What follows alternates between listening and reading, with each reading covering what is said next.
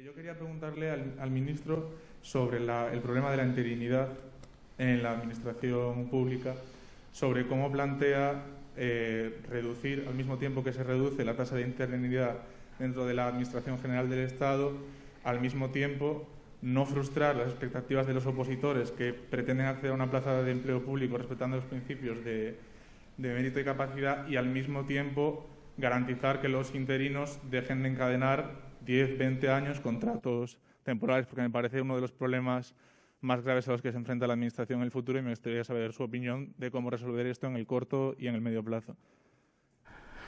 Pues muchas gracias, porque en tu pregunta tú mismo has planteado la dificultad de este problema, porque por un lado tenemos que valorar, apreciar, reconocer la trayectoria en la Administración de personas que llevan mucho tiempo ejerciendo función pública, pero no desde una plaza fija, pero que al mismo tiempo eso no desvirtúe los criterios de igualdad, mérito y capacidad fijados en la Constitución. ¿Qué vamos a hacer? Este es el plan que tiene el Ministerio. Primero, saber exactamente de qué estamos hablando. Yo os doy las cifras que tengo últimas, que son de julio de 2020. En la Administración General del Estado hay 14.924 personas que están ejerciendo su función de forma interina. Esto es un 7,73%.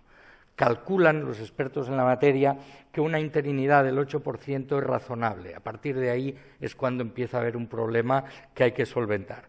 Curiosamente, es un porcentaje que se ha mantenido estable desde los años 2011 al 2020. Con lo cual debo decir que dentro de todo, la Administración General del Estado es el nivel de administración que más cumple con ese criterio.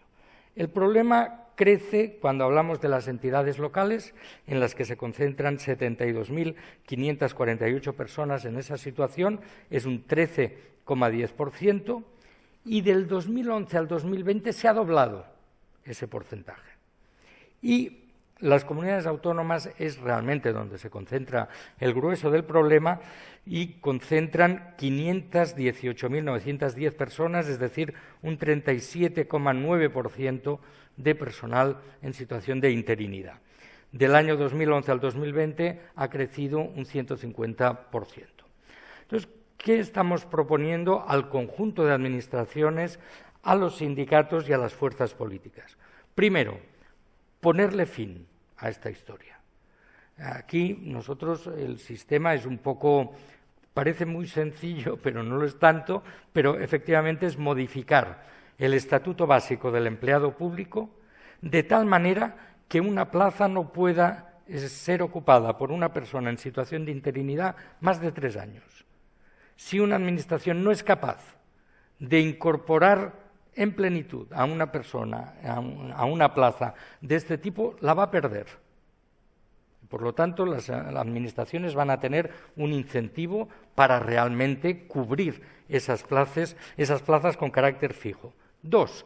En los años de anteriores gobiernos se abrieron procesos de estabilización, es decir, de favorecer la incorporación con carácter permanente de personal interino, pero no se han culminado.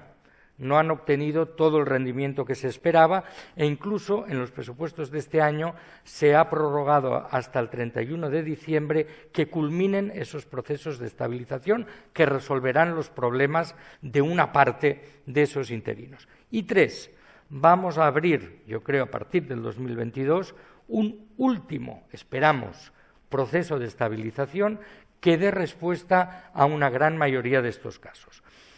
¿Cómo lo vamos a hacer? Pues con mucho cuidado, porque tu pregunta planteaba ese equilibrio que hemos de mantener entre la igualdad de acceso a la función pública y el reconocimiento a una labor ya realizada. ¿Qué vamos a intentar?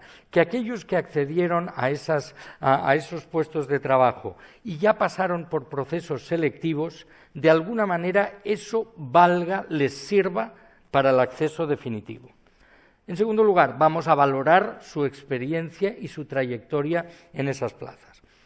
¿Cómo hemos empezado a proceder? Primero, pidiendo al conjunto de administraciones que nos hagan un mapa exacto, casi os diría pensando plaza a plaza, persona a persona, Porque también hay que decirlo, y a mí ya me ha costado algún disgusto, pero para eso me dedico a la política, no toda persona que ha entrado temporalmente a la Administración es un interino al que se le está sometiendo a una injusticia. Es decir, si una Administración contrata por 3 meses o por 3 años a una persona para ejercer una determinada función, acabado ese tiempo, eso no genera un derecho para quedarse permanentemente.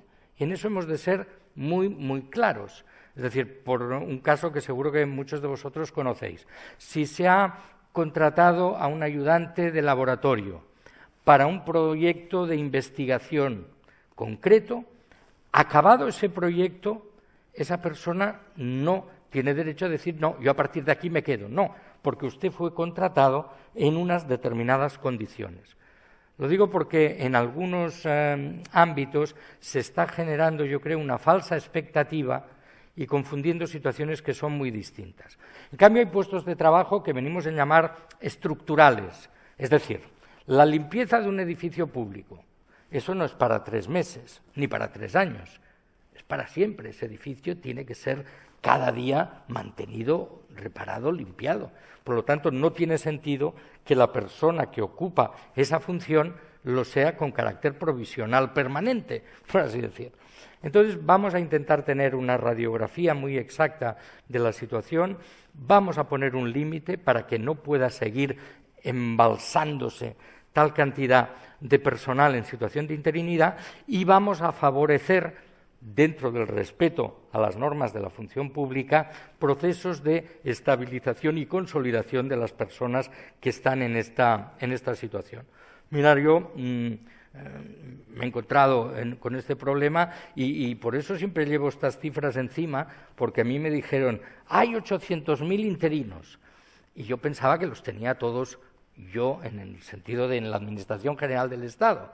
Y luego hemos visto, también os diré, se concentran fundamentalmente en los servicios de educación, de sanidad y en parte también algunos en justicia y algunos también en el personal investigador.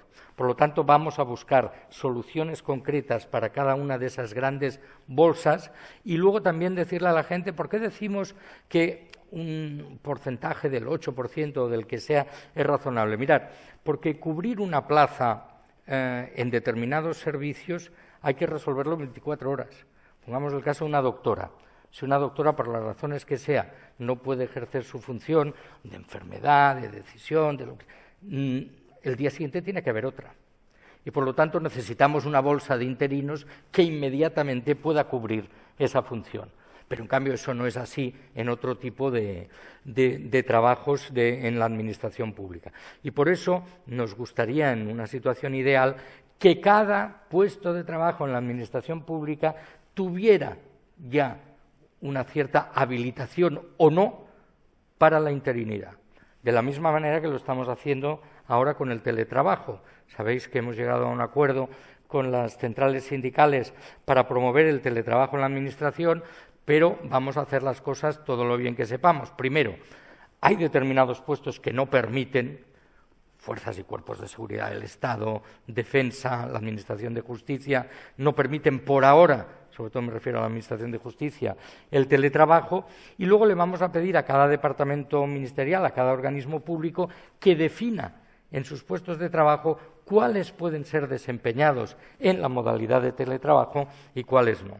Por lo tanto, estamos inmersos en un proceso de cambio en la Administración, en un proceso de resolución de contenciosos muy antiguos. Yo a algún interino al final me he visto obligado a decirle, me dice usted que lleva 20 años, yo solo llevo 3 meses, vamos a buscar esa solución, me comprometo a ello. Este año se va a producir esa reforma legal que impedirá que se sigan acumulando sin motivo personas incorporadas de forma interina a la Administración y yo calculo que en 3 años podremos absorber la parte, digamos, más importante, más gorda de un problema que ciertamente hay sentencias del Tribunal de Justicia de la Unión Europea que dicen que se ha cometido una injusticia con esas personas y que las administraciones deben encontrar el mecanismo para repararla. Lo digo también así, utilizando esa expresión casi entre comillas, porque hay quien está diciendo la sentencia europea nos habilita a convertirnos automáticamente en fijos por ley. No es así. Una cosa es que busquemos una solución, pero la otra que generemos una expectativa que realmente no responde a la realidad. Por cierto, que algunos casos están empezando a llegar a la Administración de Justicia que deberá resolver sobre ellos. Yo lo que confío es que desde la política y desde la gestión encontremos una solución que pueda gozar de un consenso amplio, porque, como os decía, en eso tenemos que estar todas las administraciones, una amplia mayoría de los sindicatos y una amplia mayoría de las fuerzas políticas, porque en definitiva eso requerirá de reformas legales que necesitan de la aprobación de las Cortes Generales. Señor ministro, este tema que usted está tocando es uno de los temas, o sea, es muy importante, la gente habla muy a menudo de este. Me voy a quedar con una palabra que usted ha dicho, por si usted podría desarrollarlo un poco más. Lo de absorber en 3 años significaría que habría como una especie de convocatorias, además de las de reposición, para absorber, como usted ha dicho, a todas estas personas que, no quiero hablar de personas, claro, plazas habría que hablar, mejor, puestos de trabajo, ¿no? Puestos de trabajo que ahora están en el ámbito de la interinidad, que ustedes desean que en 3 años pasen en el ámbito, entre comillas, de la fijeza del funcionariado. Eso es. He dicho 3 años porque tendríamos que hacer coincidir esa limitación de 3 años en la reforma del Estatuto Básico del Empleado Público con los 3 años en los cuales las administraciones deberían comprometerse a resolver esa cuestión. Aquí también debo decirles que hay un elemento para complicar más las cosas, y es que las administraciones tenemos que cumplir lo que se llama la tasa de reposición. ¿Qué es la tasa de reposición? Se fija cada año en los presupuestos generales del Estado y es la que, de alguna manera, limita la cobertura de plazas. Entonces, yo les voy a decir la verdad de la vida, porque esto aparece en los presupuestos. Los años 2012, 13, 14 y 15, la tasa de reposición fue 0. Por lo tanto, esos años se decidió que no se cubriesen las vacantes con personal fijo. Fue una decisión política que respondía a una mayoría. Yo aquí no pienso utilizarlo como polémica, pero para que sepamos que las cosas no suceden porque sí. En cambio, en el presupuesto para este año la tasa es 100.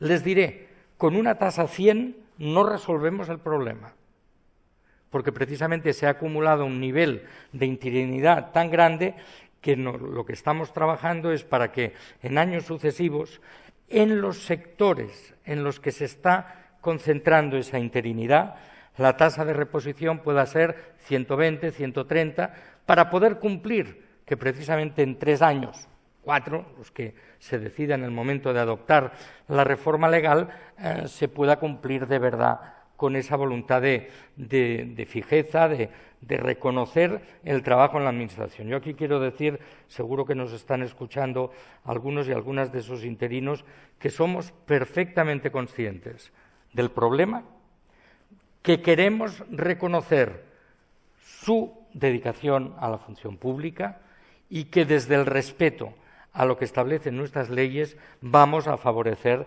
la consolidación en sus puestos de trabajo.